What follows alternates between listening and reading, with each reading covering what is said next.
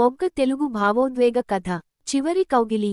రవి చిన్నప్పటి నుంచి అమ్మను చాలా ప్రేమించేవాడు.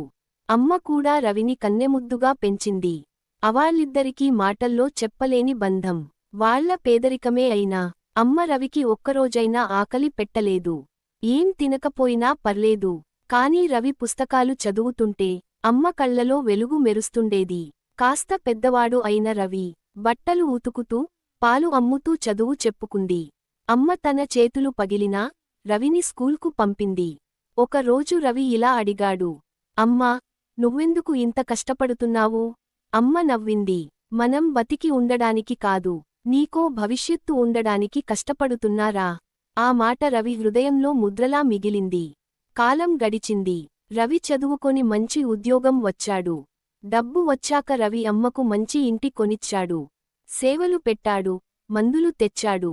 కాని అమ్మకు ఒక పాత అలవాటు ఉంది. ఏదైనా అవసరం ఉన్నా అడగడం కాదు, నెమ్మదిగా సహించడమే. ఒక రోజు రవి ఆఫీస్కి వెళ్లబోతుంటే అమ్మ అలా అరిగింది, రా రవి, ఒకసారి దగ్గరికి రా. రవి తొందరలో ఉన్నాడు. అమ్మ ఆఫీస్కు లేట్ అవుతుంది, వచ్చి రాత్రి మాట్లాడుకుందాం. అమ్మ నెమ్మదిగా నవ్వింది, సరేరా, పోయిరా. అదే, ఇది రవి వినిన అమ్మ చివరి మాట. మధ్యాహ్నం ఫోన్ వచ్చింది, అమ్మ పడిపోయిందని. రవి పరుగెత్తుకుంటూ ఇంటికి వచ్చేసరికి అమ్మ మంచంపై నిశ్శబ్దంగా పడుకుంది.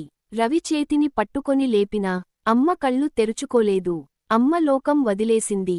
అమ్మ పక్కన కూర్చొని రవి ఏడుస్తూ చెప్పాడు, అమ్మా, నువ్వు ఉదయం పిలిచినప్పుడు ఒక్క క్షణం కౌగిలించుకునే వాళ్ళా ఎందుకు వెళ్ళిపోయావు? అమ్మ ఫోన్లో చూశాడు. రాత్రి రవితో చెప్పాలి అనుకున్న చిన్న వాయిస్ నోట్ ఉంది. నా బంగారానికి చెప్పాలనుకుంది ఒక్క మాటే, నేను నీమీద గర్వపడుతున్నారా? అదే అమ్మ చివరి బహుమతి. అమ్మ ప్రేమ చివరి కౌగిలి. రవి ఎంతోకాలం తరువాత అర్థం చేసుకున్నాడు, మనమే ప్రేమించే వాళ్ళు పిలిచినప్పుడు వెళ్ళే